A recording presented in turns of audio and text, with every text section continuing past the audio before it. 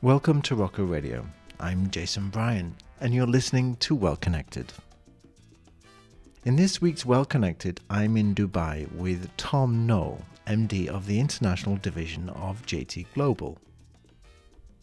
It's interesting how the companies we come across in our daily life all have one thing in common, and that's the desire to grow. However, at the same time, they have another desire, which is to stay relevant in the market. It's rare that you come across big companies that stay in the limelight of innovation. But over the 13 years I've personally watched JT evolve, they've gone from being a small telecoms operator in the Channel Islands to being a truly international wholesale provider to all kinds of businesses globally. So it was with great pleasure that I got to know one of the people who is part of that driving force in innovation at JT Global, Tom Noel. From IoT to messaging and beyond, it's clear there's no stopping JT Global. We have a LoRa network. We were first people outside of Japan to deploy Sony's L4 network. We have an NB-IoT network already working. We're about to look at a Sigfox network. There are not many places in the world that have this connectivity.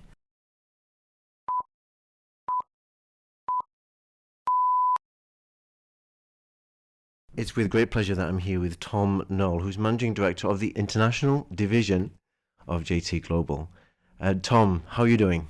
I'm very good, thank you. Enjoyed the last few days. Yeah, it's a pleasure to be here in Dubai and to speak to you because I think there's not an operator globally who isn't impressed and inspired by what JT as an operator has become. Let's say the wholesale business that you operate is inspiring to many companies because often when you say the word Jersey, people are immediately thinking New Jersey. They're not thinking of an island in the Channel Islands, but that's not what you're about anymore. You're an international business. And we want to know a little bit about that. JT is an incumbent telco of the Channel Islands. We've been around 130 years. But in many ways, you can describe JT as an Airbus A380 with one seat sold. We have this huge capacity and a huge ability actually to roll out networks very quickly and innovatively. But we have 160,000 Channel Islands subscribers and there are 3 operators operating in that region. So my division, my area was really created to sell the spare capacity that we have in our network. And a big part of what we do is, as a tier 1 telco, we believe that we can talk and sell to other tier 1 telcos, but we can operate very quickly and with agility. And innovation is a massive part of what we do. We have a philosophy around failing fast and failing cheap, but we will have a go at ideas. We'll leverage what we have, what our assets are, probably the biggest one being our roaming agreements. We've got over 720 roaming agreements now all around the world. Amazing. And we use those roaming agreements really to come up with innovative solutions. But interestingly, at the event this year, we've really noticed a change, which would be good to talk about. Sure. So I think historically, roaming has been very much around consumer to consumer roaming. We've recently rebranded our roaming department, and the roaming department is now operator relationships and partnerships, strategic partnerships. And what we recognise is the innovative solutions that we have to create and we want to create, we really rely on our operator trading partners to be able to fulfil those capabilities. And so we're really keen to foster strategic relationships with the operators all around the world. And I think fundamentally that will mean a change in the way that we trade with these operators. And that's quite an interesting dynamic. 2 years ago when we came here, a lot of the conversation was around, we don't like what you're doing, you need to stop what you're doing. The conversation's now more moving to, how can we work together? How can we partner to bring incremental revenues to the business? And how can we ensure all partners are happy so fundamentally our customers will not be disappointed in the service we provide? Right. I want to take a step back for a moment because I'm here with you. And I want to understand, obviously you came into JT Global fairly recently in its history, but you've been around a while in different roles. How did you get into telecoms altogether? I mean, how did you start in the telecoms space? Interesting, maybe I'll go back a little bit further. I'm an accountant by trade, so you don't normally link an accountant with an innovative growth international division. But I've always felt slightly frustrated. I'm a frustrated accountant. So all of the roles that I've done throughout my career, I worked at BA Systems for 10 years all around the country. whilst I'm a Jersey lad originally, I've spent most of my career outside of Jersey, which is massively important to get some perspective. I came back to Jersey about 8 years ago, and there are not many companies like JT in Jersey. And it was a fantastic opportunity. It was actually, for me personally, it was very much a sideways step, or actually slightly a downward step in terms of what I was moving in to do. But I saw huge potential in JT and huge potential in terms of my career. So I started as a financial business partner supporting our enterprise division, and very quickly took on the wholesale part of that as part of my role. When the person who was doing that part of the business left business, I sort of grabbed the opportunity to do wholesale. And then that then morphed into the fact that wholesale was wholesale now international, big growth area for us. 60% of our business is now international. So it morphed into a requirement to have a head of wholesale finance. And the day I joined, I was told by the then CEO that he was leaving, and he thought I should go for it. So that's really the journey, but it's been a very fast journey. I've been with JT for just over 4 years now. JT is fantastic at is giving people opportunities to expand their role and grab opportunities and grow and develop. And so I've been very happy in the position I found myself in. And it seems while you've been there, the business has extended to one of the biggest hot topics in the industry today, or let's say projects is beyond that, IoT, Internet of Things. Can you tell us about what you guys are doing in that space? Yeah, absolutely. So we've been in the IoT, was the M2M business for the last 6 years. We have our own proprietary platform, a platform called Nomad. It's a platform that allows us to manage cellular connectivity in terms of provisioning. That's actually morphing into something a lot bigger. We use our roaming footprint to allow connectivity for IoT customers all around the world where connectivity is king. So they want to know, for example, that if they're trying to track something, logistics market, they want to know that if that SIM wakes up in France, that the SIM will find connectivity, which is where our roaming agreements, our 720 roaming agreements, are valuable. Importantly, we see that cellular connectivity actually is an important part of IoT, but it's not the whole story. And what we see as a trend is the rise of what you call LP-WAN, low power wide area networks all around the world. And JT wants to be at the forefront of that revolution. We are a small island of 9 miles by 5. It allows us to deploy networks very quickly. And I think I can confidently say that we are now the most connected place in the world. We have obviously a 4G network. We have a LoRa network. We were the first people outside of Japan to deploy Sony's L4 network. We have an NB-IoT network already working. We're about to look at a Sigfox network. There are not many places in the world that have this connectivity. Yeah. And why that's important is we want to open Jersey up as a laboratory, as a place that people can come and test solutions. But importantly, we want to ensure that all of those connectivity types are integrated in our platform. And we can then sell a platform that can act as an orchestration layer and deal with all the different types of connectivity that we see in IoT.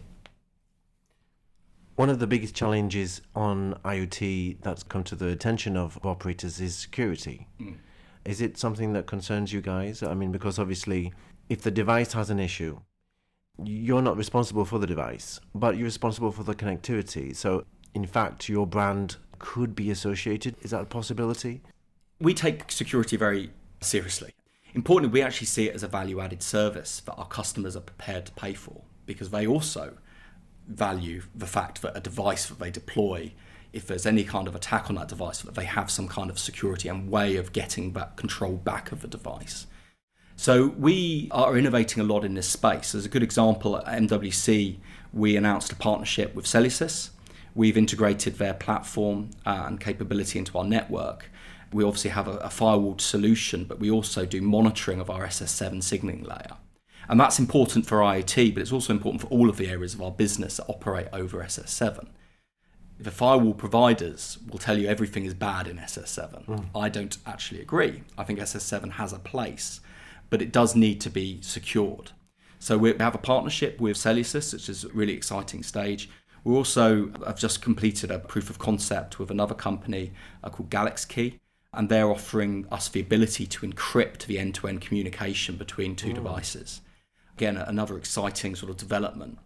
I think innovation is at the core of absolutely everything we do. Going back to the fail fast, fail cheap. We want to be at the forefront of this. We want to be in the forefront of security, but we also want to be at the forefront of all the different types of connectivity. We want to be the first to broker an NB-IoT roaming agreement to allow customers who move across networks to move with them. That's really important to us. And one other core area that you're involved in is, of course, messaging. This is something which is evolving, but naturally, it seems still the SMS is king. Any thoughts on that, on the evolution of messaging in the future? I think messaging is a growth area for JT. We recently deployed our first sort of SMPP messaging hub. The way we like to position ourselves actually is as an operator servicing the operators. We serve many of the aggregators around the world, and why they come to us is that we can offer them premium messaging services. So we can offer them interworked, bulletproof, paid for routes around the world. And what we're finding is messaging is still one of the best ways to reach your end customer. I think there was a statistic I read recently that on average someone will check their text messages within 2 minutes of receiving a message, and don't quote me on the facts, but it's many hours if you do marketing through email. Right. So it's still a very powerful tool, and we're seeing a huge increase in the amount of two-factor authentication, which then very much links into the other areas of our business. So for example, our fraud protection services business, which is all around offering solutions to customers to help prevent fraud across their network. So based on this meeting and based on everything that's affecting operators right now, I mean, obviously you guys are not in the EU regulated zone, but you're very well aware of what's happening with roaming regulation. And of course, you're also on the edge of the, let's say, Brexit zone with the UK out there, which will be leaving the EU as of a year in 2019. Based on these factors, but also on OTTs, on the Wi-Fi as an alternative in a roaming scenario, what advice could you give to operators about diversification, let's say, of their businesses in this space? Because clearly operators are suffering on the revenue front. They have a lot of competitors. I think for me it's to be happy to partner. I think there's an operator that is very protectionist around what they have, and there are operators that are willing to work with partners and not secure 100% of every piece of margin that flows through that business, but are prepared to form strategic partnerships with other enterprises that can bring a capability. It's almost the build versus buy. I think operators always want to build. So for me, it's to have an open mind, and rather than focusing inwardly about how you protect, focus outwardly about how do you embrace, because change is coming. The EUICC developments in IoT, this is reality, it is coming. As an operator, what we need to guard against is that we spend too long focusing inwardly rather than embracing outwardly what the opportunities are from that new world. JT's committed to having the best network in the Channel Islands, and it's committed to having the best network for both its incumbent Channel Island base. We are 100% owned by the states of Jersey, and we want to do good for the people of Jersey. We want to bring the innovations that we have outside of Jersey back to Jersey for the benefit of the people on the island. It's a big part of what we want to do. Finally, we're here in the WAS meeting in Dubai. What is the hype? What is the buzz that you're hearing about these days? You have to look at IoT. Everything is IoT, and you read the Gartner reports around the size of the market. It's a huge, exciting area for us. And for JT, we are committed to making sure we are seen in the next 5 years as much as an IoT company as a telco. Fantastic. Well, Tom, thank you very much for your time. This has been great. You're welcome. Thank you. Thanks so much, Jason. Currently, Rocco is working on a new research project with operators on MIoT. The MIoT strategy report will dig into how MNOs are going to handle this for roaming. Simply go to our research projects page to complete the survey. Every MNO who takes part will receive an exclusive free executive summary report containing the aggregated data of all MNOs who took part. Until next time, this is Jason Bryan, and you've been listening to Well Connected from Rocco Radio.